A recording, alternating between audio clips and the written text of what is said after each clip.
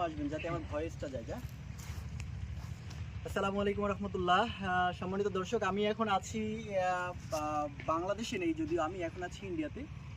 এটা হচ্ছে ইন্ডিয়ার আসাম প্রদেশ। আপনারা এই অঞ্চলটা যদি দেখেন, এটা হচ্ছে বাংলাদেশ। আর আমি এখন যেখানে আছি এটা হচ্ছে ইন্ডিয়ার আসাম প্রদেশ। আমার পিছনে যে পাহাড়গুলো দেখতে পাচ্ছেন এগুলো সবই হচ্ছে ভারতের আসামে। এই বড় বড় পাহাড়, যদি এখানে ওঠা এই মুহূর্তে সম্ভব নয়, পরবর্তীতে আমরা এখানে যদি কখনো সুযোগ হয় এটা দেখাবো আপনাদেরকে। এটার পিছনে অনেক বড় বড় পাহাড় রয়েছে, আসামের বড় বড় পাহাড়। এবং আপনারা ডানে যে বিষয়টা দেখতে পাচ্ছেন এটা হচ্ছে সুমেশ্বর নদী। এই সুমেশ্বর নদীটা হচ্ছে নেত্রকোনা জেলায়, যদি আমি এখনও নেত্রকোনাতে রয়েছি।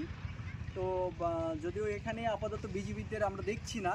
তো এই যে দেখেন আপনি এখানে যে পাহাড়ি যে অঞ্চলটা রয়েছে, এই পাহাড়ি অঞ্চলের এই মাটিগুলো হচ্ছে লালচে মাটি। এটা যদিও মাটি না, সরি, এটা যদি আপনারা দেখেন এটা হচ্ছে সম্পূর্ণ পাথর। হ্যাঁ, এটা হচ্ছে সম্পূর্ণ পাথর, এখানে আসলে কোনো মাটির স্তর নেই, পুরোটাই পাথর। যদি আমি দেখাই আপনাদেরকে, এই যে দেখেন এটা পাথরের অংশ।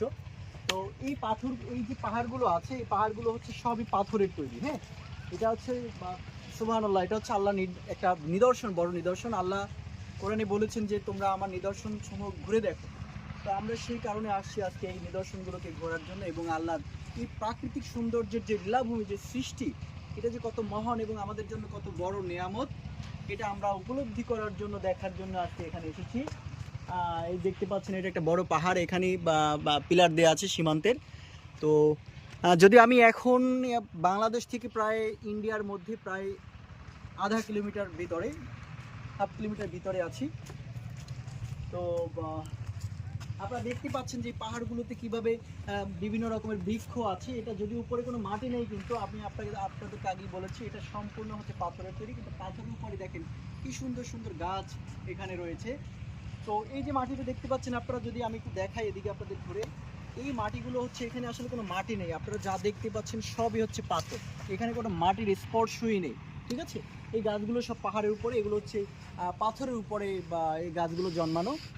হ্যাঁ, তো যাই হোক, আপনারা দেখলেন। সবাই ভালো থাকবেন, সুস্থ থাকবেন। আল্লাহ হাফেজ।